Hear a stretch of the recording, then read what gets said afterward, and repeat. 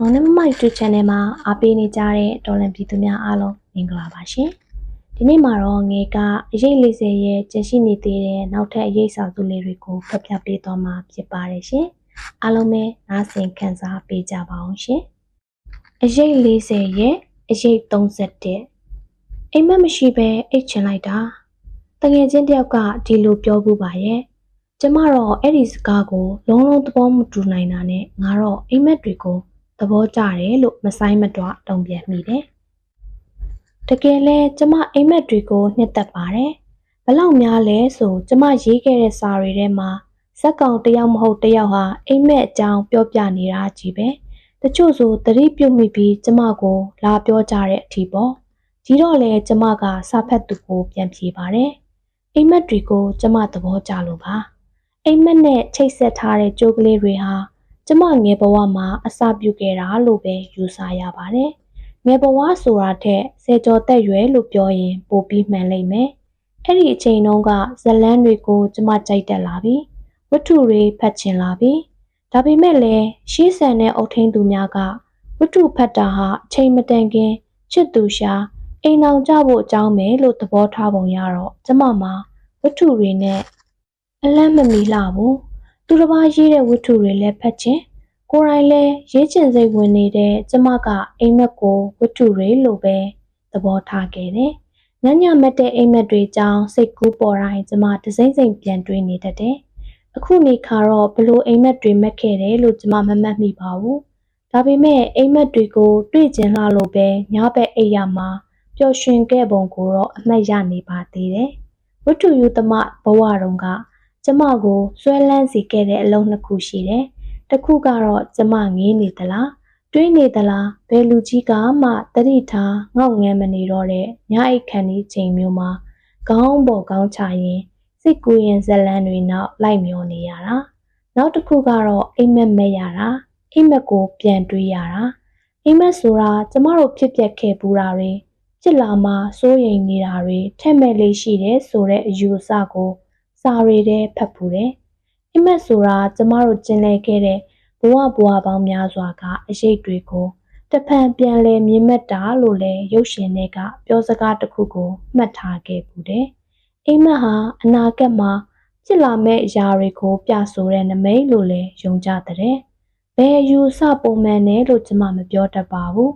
အိမ်မက်တိုင်းမှာတော့အဲ့ဒီအယူအဆတွေနဲ့ပဲပြန်ချိန်ထိုးမိတယ်လူတွေမှာတစ်ခါမဟုတ်နှစ်ခါမဟုတ်အခါခါပြန်မက်တဲ့အိမ်မက်တွေရှိတဲ့ဒါကတော့အတိတ်တုန်းကဖြစ်ပျက်ခဲ့ဘူးတာကိုပြန်တန်းတာနေတစ်မျိုးပေါ့တချို့ကတော့ပျော်ရွှင်ခဲ့ရလို့အလီလီပြန်မြင်မှတ်တာဖြစ်နိုင်တယ်လို့တချို့ကြပြန်တော့နောင်တကြောင့်ဒါမှမဟုတ်အပြစ်လုပ်မိတယ်လို့ဆွဲစိတ်ကြောင့်ဖြစ်စဉ်တစ်ခုကိုပဲအခါခါမြင်မှတ်တာဖြစ်လိမ့်မယ်ကျမမှာတော့တဘဝလုံးထပ်တလဲလဲမက်နေခဲ့တဲ့အိမ်မက်ကတစ်ခုတည်းရှိပါတယ်အဲ့ဒီအိမ်မက်မက်လိုက်ပြီဆိုကျမဟာအမြဲတမ်းမောပန်းနေရတဲ့အလင်းစလိုရှိနေရတဲ့အစင်မပြေမှုတွေဟာကျမကိုကျွန်းတစ်ခုလိုသဘောထားပြီးပင်လယ်ပမာတက်လေဝိုင်းနေတတ်တဲ့အဲ့ဒီအိမ်မက်က10တန်းစာမေးပွဲအိမ်မက်ကျမ10တန်းစာမေးပွဲဖြေခဲ့ချိန်က1998ခုနှစ်ပါအဲ့ဒီတုန်းကကျမဟာအတန်းထဲကအတော်ဆုံးဆိုတဲ့ကျောင်းသားစင်းရင်မှာပါပါတယ်အတန်းစဉ်တလျှောက်ရခဲ့မှုတဲ့အတိအမှတ်ပြုခံရမှုတွေဟာကျမမိဘတွေကိုမျောလင့်ချက်အလင်းတစားပေးနေသလိုဖြစ်ခဲ့လိမ့်မယ်မိဘတွေတင်မကပါဘူးဆရာဆရာမတွေအတွက်လည်းကျမဟာကျောင်းသတင်းကိုပို့ပြီးဝင့်မျှစေတော့မလို့ယုံကြည်ရတဲ့ကျောင်းသူမျိုးဖြစ်ရင်ဖြစ်ခဲ့မှာပါအထူးသဖြင့်အဖေမျောလင့်ချက်ဟာအများတကာထက်ပိုခဲ့တယ်အဖေကကျမကိုဆရာဝန်ဖြစ်စေချင်တဲ့စေတန်းကိုခနဲ့အောင်ချိန်မှာအလုတ်တန်းဝင်ခဲ့ရတဲ့အဖေအတွက်သားသမီးကသူ့ထက်တာရမယ်သူမရခဲ့ဘူးတဲ့ဘဝမျိုးရစီရမယ်ဆိုတဲ့ရည်ရွယ်ချက်မျိုးရှိပုံရပါတယ်။ဘာလို့ဆိုမကြာပြောတတ်တဲ့စကားတွေမှာပါနေမြဲကိုကျမတွေးတာကတော့ရိုးကလေးရဲ့အဖေတို့ဆန္ဒလည်းပြေဝစီခြင်းနဲ့မြို့စွန်မှာရှိတဲ့ကျောင်းမို့လားခေတ်ကာလကျောင်းလားမပြောတတ်ဖဲဆရာဆရာမမပြေဆုံးကိုရန်အောင်လာနဲ့တော်သူတွေကမြို့ကျောင်းပြောင်းနဲ့ဂုံတူးမမြရတဲ့ကျောင်းသားမထွက်ခဲ့ဘူးသေးတဲ့ကျမတို့ကျောင်းအတွက်လဲနာမည်လေးတစ်ခုယူပေးခြင်းခဲ့တယ်။ဒါကြောင့်ပဲ ကိုရန့်အောင်ချင်းကြောင်းပြောင်းဖို့ဖေးစီစဉ်ပေးတော့ကမျက်ရည်ပေါက်ပေါက်ကြပြီးငင်းခဲ့ရတာပေါ့နောက်တစ်ခုကအဖေဖြစ်စေခြင်းနဲ့ဆိုတဲ့ဆရာဝန်ကျမလည်းလုပ်ချင်ပါတယ်ထိတ်ဆုံးကចောင်းသားတွေပဲတက်ရတဲ့ကြောင်းမို့ဂုံရှိမယ်ဆိုလို့တော့မဟုတ်ဘူးကျမတို့ရွာတွေလိုဆရာဝန်မရှိတဲ့ကျေးရွာတွေမှာကျမကဆေးလိုက်ကူပေးချင်တာထူးအိမ်တင်ရဲ့ကွက်လက်ဖြစ်လိုက်ပေါ်ကွယ်ကိုတိတ်ကြွေတာမို့ဆရာဝန်သားဖြစ်လို့ကတော့ကျေးလက်စင်းမဲ့ကြည်တွေးထားခဲ့တာခက်တာကအဲ့ဒီတုန်းကကျမမှာ10တန်းကိုထူးထူးချွန်ချွန်အောင်ခြင်းနဲ့ဆိုတဲ့စိတ်ကူအယောင်မှိန်သွားစေလောက်အောင်အားကောင်းတဲ့အတွေ့တစ်ခုရှိနေပြီအမှန်တော့9တန်းလောက်ကလေးကရှိခဲ့တဲ့စိတ်ကူပါ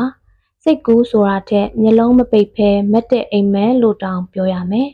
ကျမစာရေးဆရာဖြစ်ခြင်းနဲ့အိမ်မှာစာမဖတ်ရတဲ့ကျမဟာကျောင်းမှာစာအုပ်တွေကိုဖတ်ပါတယ်။ကာယံတွေဘာတွေလဲမသိပဲကိုဖာတာပဲကြပြားလို့ထင်တာတွေရေးပါတယ်။အားလက်ချင်းတွေဆိုဗလာစာအုပ်နောက်ကျောမှာကြပြားတွေရေးလိုက်တငယ်ချင်းတွေကိုပြလိုက်ကျမကြိုက်ဆုံးစာသင်ချိန်ကမြန်မာစာသင်ရတဲ့အချိန်ဒီလိုကျောင်းသူဟာ10တန်းကိုမြန်မာစာဂုဏ်ထူးတစ်ခုတည်းနဲ့အောင်ခဲ့တာသိတော့လဲမထူးဆန်းပါဘူး။ကျမမြန်မာစာတစ်ပါးသားပဲဂုဏ်ထူးပါတယ်လို့သိရတဲ့နေ့ကအဖေငိုင်သွားတာကြာကြီးရဲ့။ကျမမှာ10တန်းအောင်တဲ့အတွက်ဂုဏ်ထူးတစ်ခုတောင်ပါသေးတဲ့အတွက်မပြောနိုင်ခဲ့ဘူး။အဖေနာကျင်မှုဟာကျမကိုတရိပ်တိုက်စားနေခဲ့တယ်လို့ပဲ။သမီးကြီးစေးကြောင်မတက်နိုင်တော့တာကပဲဘဝမှာအထိခိုက်ရဆုံးကိစ္စဖြစ်နေခဲ့တယ်လို့အဖေဟာအဲ့ဒီတော့အတွင်းစကားနဲ့သွားရှာတယ်။စာရေးဆရာဖြစ်ရင်စင်းရဲမှာပဲလို့စိုးရိမ်နေခဲ့သူမို့မြန်မာစာရက်ကွာဂုံနုပါတာတောင်မြန်မာစာတယ်လို့တဖွာဖွာရွနေတတ်တယ်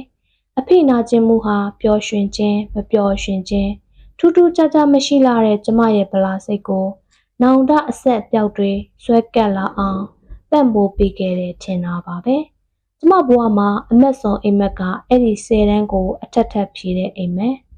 မက်တစ်ခုမှာကျမကစာမေးပွဲတွားဖြေခါနီးကျောင်းစိမ်းဝတ်စုံရှာမတွေ့ဘူး။နောက်အိမ်မက်တစ်ခုမှာစာမေးပွဲကန်းနဲ့ဝင်ရတော့မယ်။ကျောင်းသားကက်ပါမလာဘူး။နောက်ထပ်အိမ်မက်မှာတော့10တန်းစာမေးပွဲဖြေဖို့တွားနေရတဲ့လမ်းကရှင်းလျားထွေပြလို့မဆုံးနိုင်တော့ဘူး။နာယီက9နာရီတီးတော့မယ်။အဲ့ဒီလိုတွေပေါ့။အဲ့ဒါက10တန်းအိမ်မက်ဇက်လန်တွေအိမ်မက်။ကျမထပ်ပြောချင်သေးတဲ့အိမ်မက်တွေမှာတော့ကွင်းမြင့်ကျဲကြီးတစ်ခုတည်းထီးထီးရှိနေတဲ့နှစ်ဆောင်ပြိုင်အိမ်တစ်လုံးရဲ့အဲ့ဒီအိမ်ပေါ်မှာရှိနေကြတဲ့အမျိုးသမီးတွေရဲ့အိမ်ဟာမြမအိမ်ရှိအိမ်များရဲ့ဟန်ပန်အပြည့်အဝရှိတယ်အိမ်ကတော့ဟောင်းမြင့်နေခဲ့ပြီအိမ်မှာရှိတဲ့သူတွေလည်းတက်ငယ်ပိုင်းတယောက်မှမပါအသက်50တဝိုက်60တဝိုက်တွေဥယေက3ဦးလား4ဦးလားပဲသူတို့အတွင်ပြင်းဝတ်စားပုံစကားပြောဆိုပုံဟာတကယ့်မြမအမျိုးသမီးများပေါ့အိမ်မက်မှာတောင်သူတို့နဲ့ကျမဟာသွေးသားလို့သိနေခဲ့တဲ့ကျမရောက်လာတာကိုလည်းဖက်လဲတကင်းနဲ့တိတ်ပျော်နေခဲ့ကြတဲ့သူတို့ကိုလည်းမဟုတ်ဘူးပတ်ဝန်းကျင်ကိုပါကျမရေရမှတ်မိနေတယ်ဝန်းကျင်ဟာမဆိုပြေးလှဘူးရတင်းကလှမ်းကြည့်ရင်နည်းနည်းခြောက်သွေ့နေတာမြင်ရတယ်အိမ်ထဲမှာတလွန့်လွန့်ဖြစ်နေတဲ့ခန်းစည်းတွေရှိတယ်အလင်းရောင်ကခက်နေတယ်ဒီအိမ်မက်ခဲ့တာအခုဆိုရင်အနှစ်20မကတော့ဘူးကျမဖြင့်မနေ့တနေ့ကမှဒီအိမ်မက်ခဲ့ရသလိုထင်နေမိတတ်တော့သူတို့ဟာကျမရဲ့ဘဝဟောင်းကလူတွေလားအဲ့ဒီအိမ်ကရောကျမနေခဲ့ဘူးတဲ့အိမ်တအိမ်လား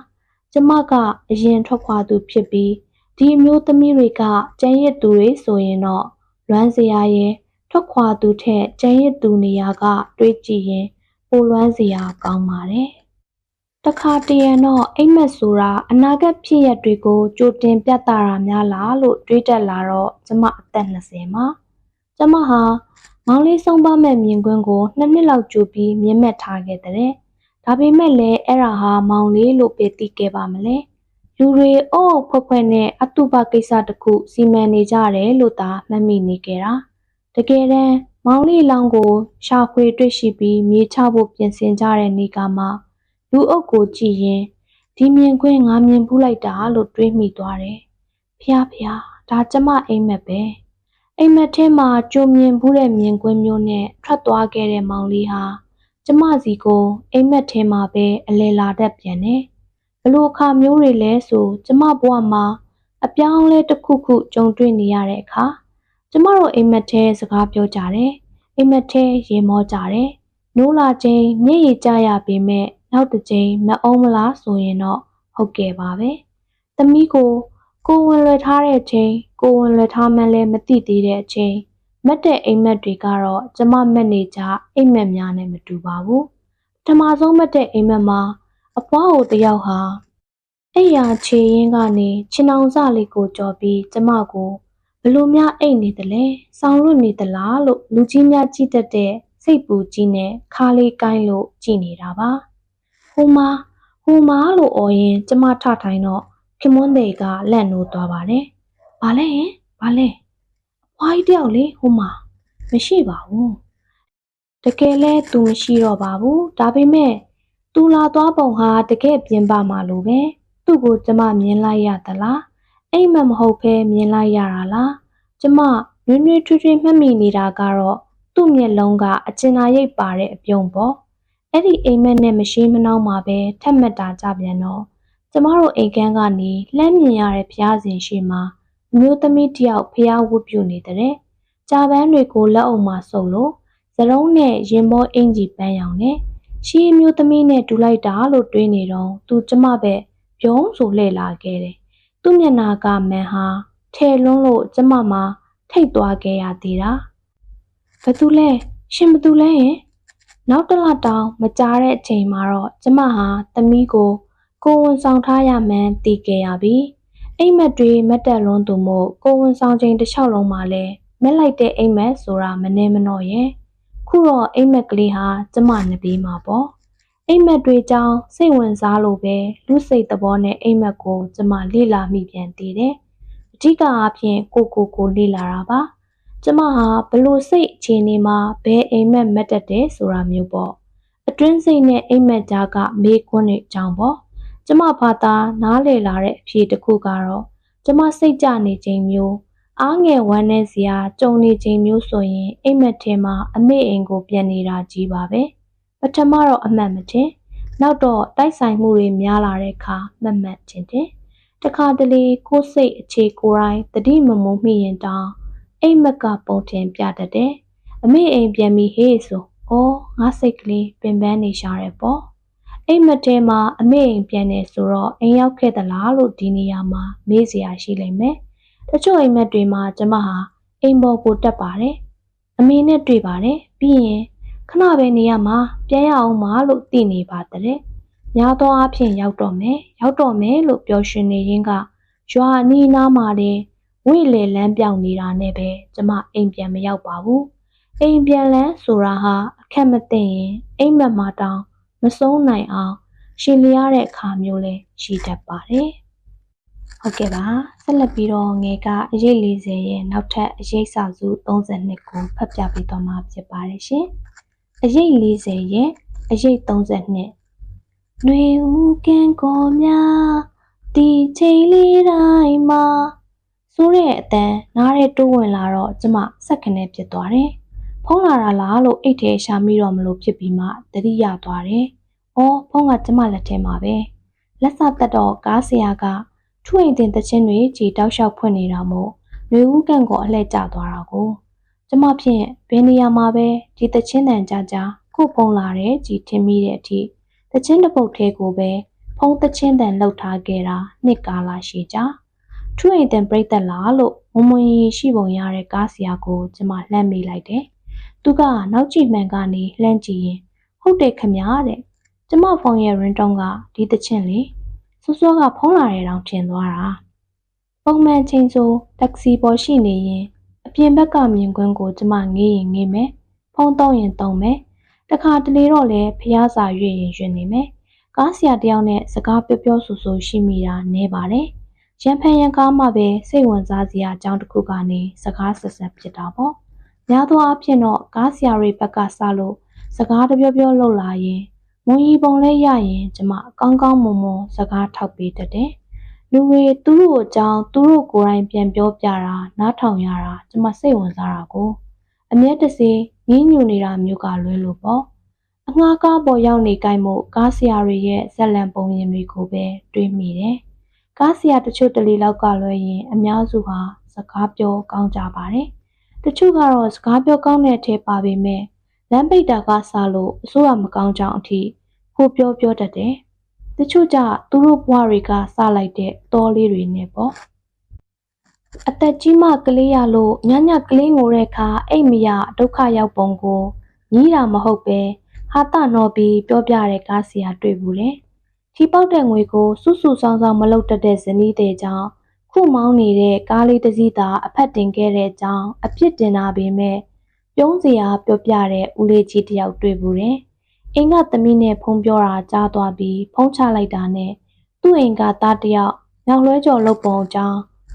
ပြောပြရီမောတဲ့ကားဆရာတစ်ယောက်လည်းတွေ့ခဲ့ဘူးတယ်။ခဏတာတွေ့ရတဲ့ခိုက်ပြန်ဆောင်စရာလည်းမလိုတဲ့လူချင်းပြုံးရွှင်ရဲမောစီတဲ့သူတွေဟာတနည်းတစ်ဖုံချစ်စရာကောင်းလာပါတယ်။ကျွန်တော်က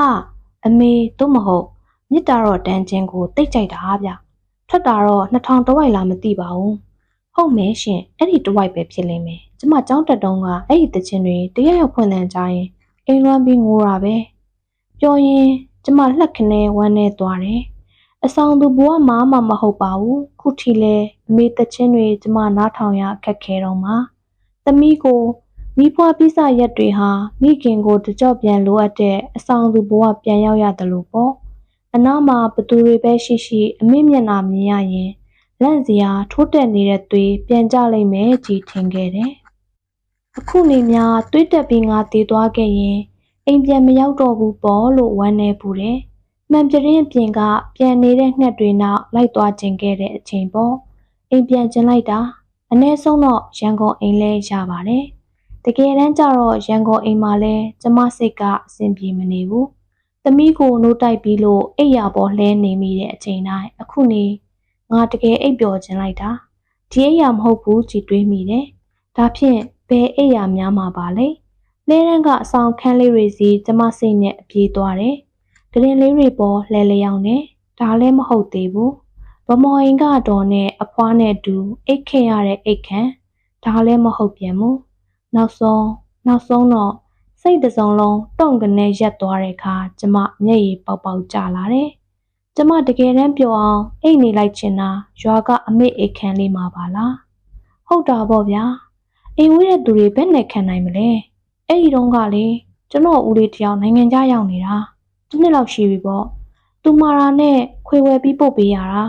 နားထောင်ပြီးတော့ငိုတာပဲတဲ့အမေအိမ်လေလောက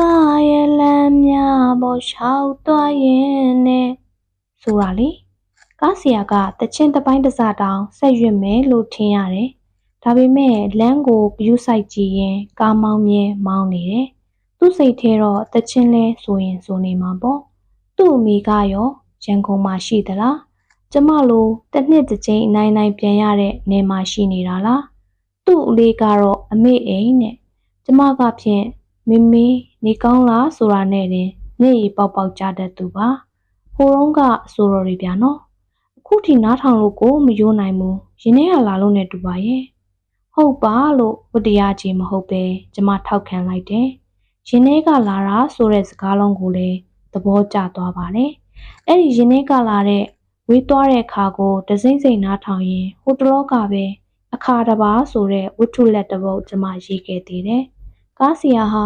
သူကြိုက်တဲ့အမျိုးသားအဆိုရှင်2ယောက်အကြောင်းဆက်ပြောနေပြန်တယ်။တစ်ယောက်အကြောင်းပြောတော့ဖြင့်သူ့ချစ်သူမိန်းကလေးနဲ့တက္ကသိုလ်တုန်းကအတူတကွရှိခဲ့ကြတဲ့အရေးတွေအတူဆိုခဲ့ကြတဲ့သချင်းတွေတောင်အစ်စ်ပါသေးရဲ့။ဒီအဆိုရှင်တွေလည်းကောင်းမှန်းသိတော်ညာကျမနှစ်သက်သူတွေမဟုတ်လို့သူတို့အကြောင်းပြောစရာအထွေထူးရှိမနေဘူး။ငြိမ်သက်လို့ပြုံးနေမိတယ်။တောင်းနေတော့ကျမလူရခီးဆုံးရောက်ပြီ။ထွေတင်တချင်းတန်ပြန့်လွင့်စေကားလေးတွေကနေကျမထွက်လိုက်တယ်။စကားပြောလို့ကောင်းပါတယ်ရှင်။ကျေးဇူးပါနော်။ကျေးဇူးပါခင်ဗျာ။ကားလေးဟာကျမကိုချမ်းရစ်ပြီးဘိန်းလှိပ်ပြီးထွက်သွားတယ်။ဒီနေ့တစ်နေ့လုံးထွေတင်တချင်းတွေပဲကားဆရာဆက်ဖွင့်အောင်မလား။သူ့ကားနဲ့ကြုံလာတဲ့ခီးတဲ့နောက်တစ်ယောက်ကရောကျမလိုထွေတင်ပြိတ္တဟုတ်ပါအောင်မလား။စစ်စစ်တွေ့ကြည့်ရင်တော့လေဘဝဆိုတာကြီးကိုကမနှက်ပြန်ပါဖြစ်လာမယ်။ဘဝပင်မှာအဆုံးသတ်မယ်စသဖြင့်ရေရာမှရှိမနေပဲအစိတ်ပိုင်းလေးတစ်ခုများဖြစ်တဲ့တရက်တာမရေရာနိုင်တာဘာများစမ်းလို့ပါလဲဟုတ်ကဲ့ပါဒီနေ့မှာတော့ငယ်ကအရေး40ရဲ့ အရေးစာစု31နဲ့32ကိုဖတ်ပြပေးသွားခဲ့တာဖြစ်ပါတယ်ရှင်။နားဆင်အားပေးခဲ့ကြတဲ့ချစ်တော်တို့အားလုံးကိုကျေးဇူးများတင်ပါတယ်ရှင်။နောက်ရများမှာလည်းအရေး40ရဲ့အရေးစာစုလေးတွေကိုဆက်လက်ဖတ်ပြပေးသွားအောင်မှာဖြစ်တဲ့အတွက်အားလုံးပဲစောင့်မျှော်အားပေးကြပါအောင်ရှင်။အားလုံးပဲဘေးကင်းလုံခြုံကြပါစေရှင်။အားလုံးကိုကျေးဇူးများတင်ပါတယ်။